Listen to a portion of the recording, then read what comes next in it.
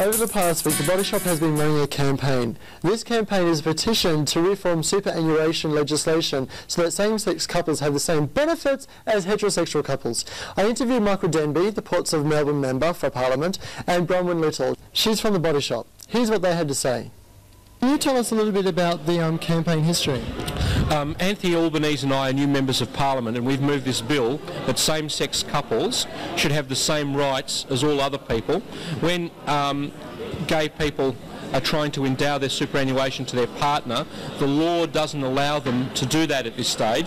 So we've got a petition here, and the Body Shop has been a great help to us in asking the Federal Parliament to consider this legislation should be changed so that same-sex couples will have the same legal rights to pass on their superannuation to their partners as married couples and de factos. There are a lot of people on all sides of politics who think that this is, just like the Body Shop does, a matter of simple equality and fairness, and the Labor Party very strongly, that's why Simon Cain has been here this morning, our Deputy Leader, myself, Tony Pilbesic, Anthony Albanese are pushing this very hard.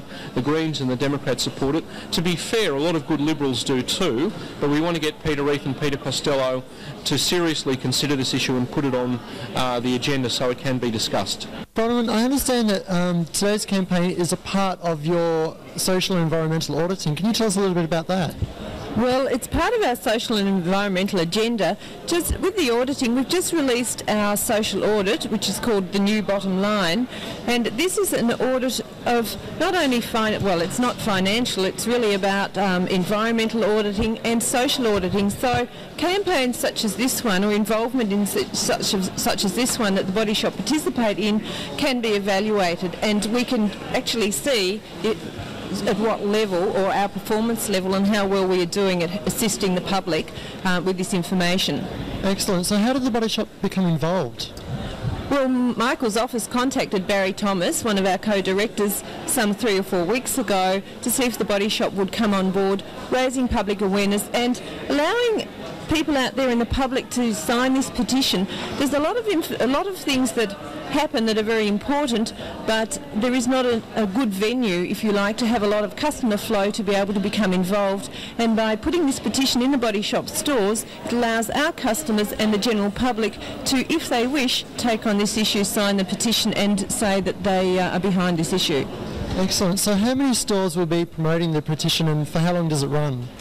The petition runs for 1 week in Body Shop stores all around Australia, so we're looking for Australia-wide support here. That's what's really great about it. It's in shops all around Australia, so people all around the country can sign this petition. It's a national issue. The discrimination is against people in all states, and that's why we're so pleased we've initiated it from Melbourne, but thanks to the Body Shop we can get the message that there should be no discrimination against same-sex couples, and get that message all around Australia. Tomorrow is the last day that we can sign the petition, so please get down to any Body Shop store during your lunch break, morning tea, or afternoon break and sign the petition.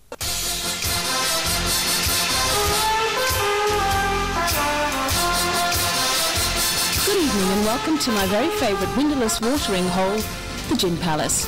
Popping under the grill this week for a light roasting is celebrity manicurist, social columnist and all-round upper-crust spunkrat, Melissa Skirton. 2 years ago, our heroine was plucked from obscurity and thrust into the spotlight by the antics of a jealous plumber ex-boyfriend who so kindly and so hilariously broke the nose of Sam Newman in a fit of jealous rage. But now she's becoming more famous for writing about the famous and for her valiant attempts at making the lives of Melbourne celebrities look almost half as glamorous and exciting as those of their Hollywood counterparts. So glamorous and exciting is Miss Skirton herself, however, that we've had to smuggle her inside this secret compartment to avoid the usual ugly stampede. Melissa, is it true? Are you the most invited party guest around town? I wouldn't be the only invited party guest. Every function I go to, there's Lillian, there's Primrose, there's probably about 10 of us that get invited to all the functions. Well, why do you think you get invited to all these things? What's so special about you? I don't know, actually. I can't work it out myself. I'm still trying to work it out. No, but I think because I write about it in a natural manner. I write about the stuff that everyone really wants to know, and that is, what are we really eating and who tripped over the banana and, like, what's really going on. They don't want to know who's who and, oh, so-and-so was chatting to so-and-so. They want to know what they were talking about. But isn't the conversation trivial? I mean, do you talk about euthanasia, for instance, or Kosovo? Not often, no. Do you have to keep a diary of what you've worn to each party in case you turn up in the same thing and somebody goes, oh my God, Melissa's wearing that old thing again? They probably do that all the time because, it's a nightmare. I mean, every time I've got to go to something, I think, oh my goodness, what am I going to wear? The only time I'm really sort of organised is the Spring Carnival because I'm lucky enough to be dressed by a fantastic shop in Armidale, so... But otherwise, yeah, I'm scratching. I've been to about 3 of these parties, and usually on somebody else's invite, and they're sick, they couldn't go, and that's how I get there. But there seems to me that everybody is standing around, okay, there's lots of drink, there's lots of mingling going along, and it gets to be quite predatory, okay? Do you find, you're a single woman, back off, all right, do you find that lots of people crack onto you in the evening? I wish. No. I think they're all scared of me. Why would they be scared? Because you might write something in your column. No. I think people know that I wouldn't write anything mean. That's not my way. I'm not that type of person anyway. I haven't got a mean bone in my body. But no, I don't get approached by anyone. Maybe it's because I've heard that you're actually a bit of a bitch. You have not. I've heard it said. I've actually seen it written down. Can you believe it? Me. Do you want to tell us how these rumours might have got out? Oh, that's all right. No, I don't mind being a bitch, but I'm never a bitch. I'm thinking more of a beautiful individual that can handle anything. That's my hearing you're talking about. Yeah, where did you get this? You better explain. Well, what happened was I'm a manicurist as well, and... But she's not looking for any work? No, I'm not looking for any work. I'm very busy, actually. But, yeah, my clients, I suppose, they're always losing my card. Us chicks, we're always losing things anyway.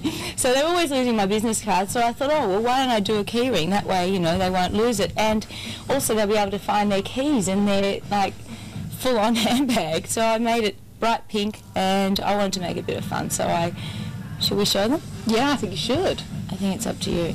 All right. Can you read that? We won't show the bag. It's got your phone number on it. Rather than just being something boring. Yeah, no, don't show that. Oh, sorry. But I mean, how do we get to beautiful individual that can handle anything? It was actually, can you believe it? Men thought that up. Well, it's nice of them doing something positive for females. Oh, it's about time, I say. Now, I know you're not touting for work as a manicurist. No, my nail business doesn't need any help. My writing needs a bit of help. Well, the writing itself or the career. But you have somebody edits your work very close to you, don't they? Well, as a matter of fact, I write my columns almost word for word. They go in as I've written them. What I do, yeah, I know where you're going. What I do, I write the column. Okay, I write the column, I fax it to my mother, who puts it in the computer, argues with my father over whether something's a bit too controversial or not, and then rings me up and says, "You can't write that, dear. That's, you know, that's hurtful," or whatever. Oh, that's cute. I know. I love my mum.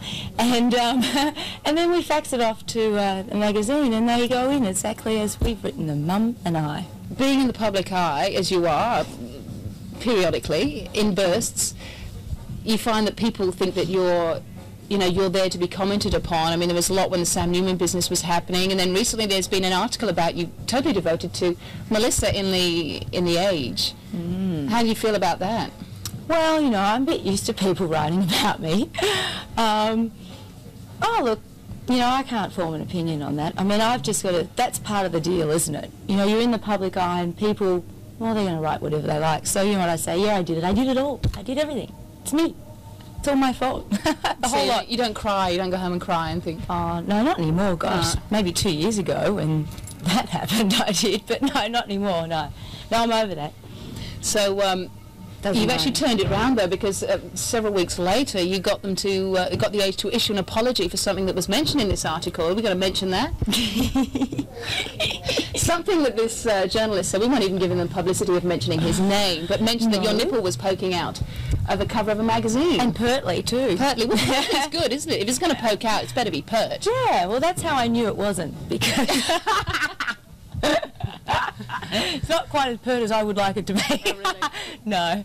Yeah, no, well, that was a complete lie. I can't believe he did that. Really? There was no nipple. I went searching. Needless to say, I went searching for that cover and couldn't find it. But I can't believe it. I really wouldn't poke my nipple out on the front cover of any. But sometimes it happens accidentally, doesn't it? It happened to Lucy Lawless. Did it? Mm. In the middle of a football game. Was it pert? Well, both of them popped out in the middle of the national anthem, I believe. You're kidding? No, serious. She called it an out-of-bodice experience. But this publicity could be leading you on to what? What are you aiming for? Where do you want to go with all this? Well, do you know, I didn't even know I was going to get here, so I'm open to suggestions. It's not like I'm going with anything. You know, I haven't pushed myself. It just seems to be the media have some fascination with me, and I'm loving it. I love writing. I've found something that I didn't know I could do, you know, and I'm loving every minute of it. I love going to parties. I love being around people. I mean, my whole work, my whole life in manicuring and everything has always been about people, and, you know, I've always gone to these parties anyway. Now I'm getting paid to go. It's even better. Yeah, but, you know, I'm open to suggestions. I don't know where my future lies. Never say you're open to suggestions on television, Melissa. Why? Well, you might get a few. So she is a real person, folks. Yeah. Deep down, she can eat with a knife and fork. But we're going to have to smuggle you out of here now, so thanks very much for coming down to see us. And my pleasure. Luck with whatever it is you decide you want to do. When I work it out, I'll let you know. Great. Yeah, I like that.